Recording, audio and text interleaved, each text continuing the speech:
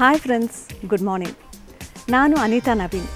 ಇವತ್ತು ಚೌಚೌ ಬಾತ್ನ ಟಿಫಿನ್ ಬಾಕ್ಸಲ್ಲಿ ನಾನು ನಿಮಗೊಂದು ಸ್ಪೆಷಲ್ ಆದಂತಹ ಅಡುಗೆನ ತೋರಿಸ್ತಾ ಇದ್ದೀನಿ. ಏನಪ್ಪ ಅದು ಅಂತ ಕಾಯ್ತಾ ಇದ್ದೀರಲ್ವಾ? ಅದು ಕ್ಯಾರೆಟ್ ಪುಡ್ಡಿಂಗ್. ಇದಕ್ಕೆ ಬೇಕಾಗಿರುವಂಥ ಪದಾರ್ಥ ಹೇಳ್ತೀನಿ, ನೋಟ್ ಮಾಡ್ಕೊಳ್ಳಿ.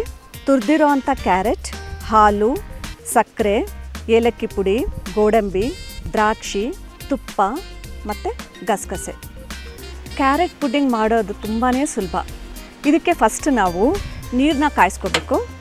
ಒಂದು 1/4 ಕಪ್ನಷ್ಟು ನೀರು. ಈ ನೀರಲ್ಲಿ ತುರಿದಿರೋ ಅಂಥ ಕ್ಯಾರೆಟ್ನ ಹಾಕಿಬಿಟ್ಟು ಸ್ಲೈಟಾಗಿ ಬೇಯಿಸ್ಕೋಬೇಕು.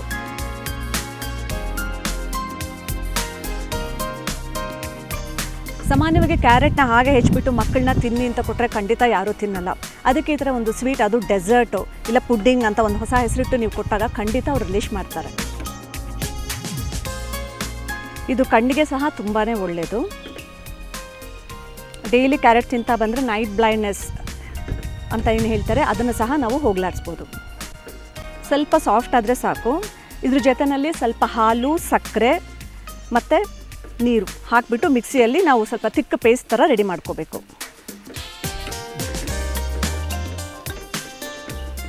ಸ್ವಲ್ಪ ಸಾಫ್ಟ್ ಆಗಿದೆ, ಇಷ್ಟಾದರೆ ಸಾಕು. ಹಸಿ ವಾಸನೆ ಹೋಗಬೇಕು.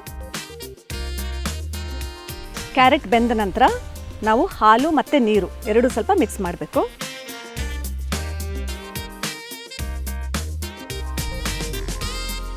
ಇವಾಗ ಆಫ್ ಮಾಡಿಬಿಟ್ಟು ಮಿಕ್ಸಿಯಲ್ಲಿ ಬ್ಲೆಂಡ್ ಮಾಡಬೇಕು. ಮಿಕ್ಸಿಗೆ ಹಾಕಿದ ನಂತರ ಪೇಸ್ಟ್ ಈ ಥರ ಸಿದ್ಧವಾಗುತ್ತೆ. ಇವಾಗ ಮತ್ತೆ ಇದನ್ನು ಬಾಯ್ಲ್ ಮಾಡಬೇಕು. 1 ಕಪ್ ಕ್ಯಾರೆಟ್ ತಗೊಂಡಾಗ ನಾವು ಅರ್ಧದಿಂದ ಮುಕ್ಕಾಲಿನಷ್ಟು ಸಕ್ಕರೆ ಹಾಕಬೇಕು.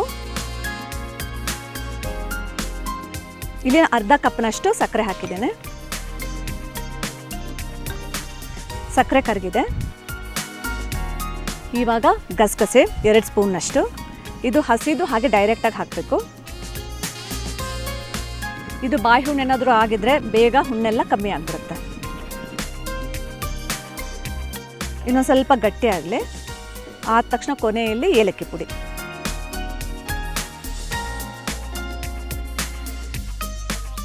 ಕಾಲು ಟೀ ಸ್ಪೂನಷ್ಟು ಪುಡಿ ಮಾಡಿದಂತಹ ಏಲಕ್ಕಿ ಪುಡಿ.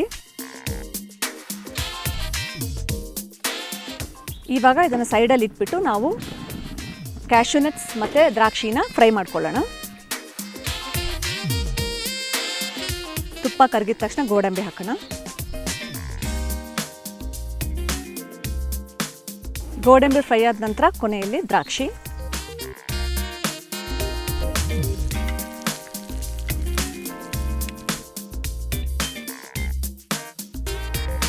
ಈ ಸಿದ್ಧವಾದ ಪುಡ್ಡಿಂಗ್ನ ನಾವು ಸರ್ವಿಂಗ್ ಬೌಲ್ಗೆ ಹಾಕಿಬಿಡೋಣ. ವೀಕ್ಷಕರೇ, ನೋಡಿದ್ರಲ್ಲ, ರುಚಿಯಾದ, ಸವಿಯಾದ, ಪೌಷ್ಟಿಕಾಂಶದಿಂದ ತುಂಬಿದಂತಹ ಕ್ಯಾರೆಟ್ ಪುಡ್ಡಿಂಗ್ ಹೇಗೆ ಮಾಡೋದು ಅಂತ ಕಲ್ತ್ಕೊಂಡ್ರಲ್ವಾ? ಸೊ ಖಂಡಿತ ನೀವು ಟ್ರೈ ಮಾಡ್ತೀರಲ್ವಾ? ಓಕೆ, ನಾಳೆ ಮತ್ತೆ ಇದೇ ಸಮಯಕ್ಕೆ ನಿಮ್ಮನ್ನು ಮತ್ತೆ ಭೇಟಿ ಆಗ್ತೀನಿ. Thank you.